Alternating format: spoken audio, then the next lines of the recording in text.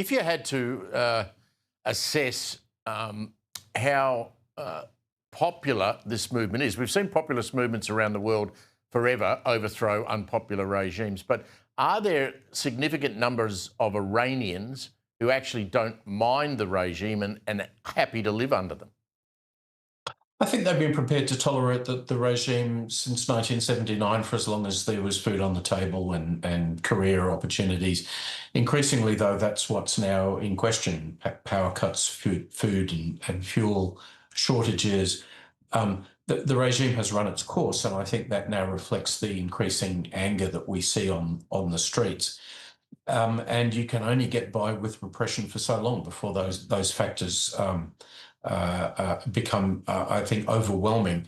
So it's in its end of days. So what I can't tell you, Steve, is if it's this week or in sometime in 2026. But I don't think it's got the capacity to bring back the economy, and I think that's going to be the key driver in terms of whether the Iranians in the street will be prepared to tolerate the kind of repression which they've had from their government for so many years.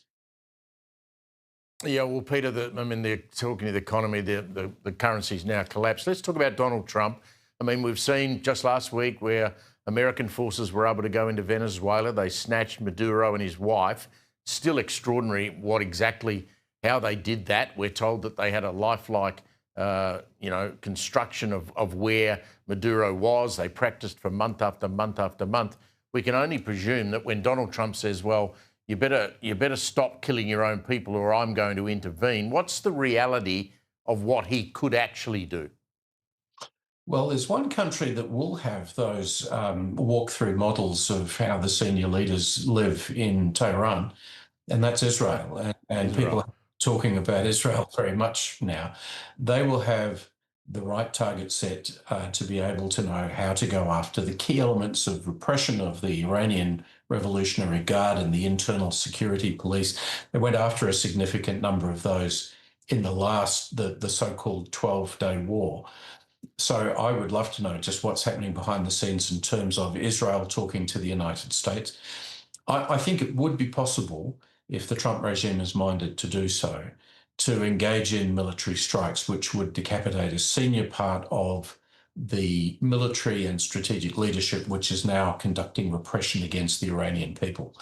But as with Trump's late involvement in the 12-day war, I don't think we'll see that unless he has come to the view that the regime is on its last legs, in which case he'll be prepared to deliver the final push.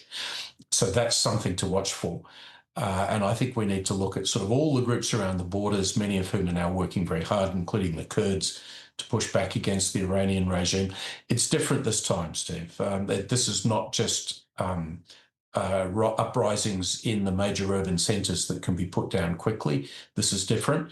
And that's what leads me to think that the regime is now in trouble. And if Trump works according to his record, that might be precisely the moment when he decides to intervene by taking out some key leaders and really then saying to the protesters, OK, well, go for it. Now's your opportunity. Yeah. Well, we'll wait and see. It's history unfolding in front of our very eyes. Peter Jennings, always a pleasure to catch you. Thank you very much.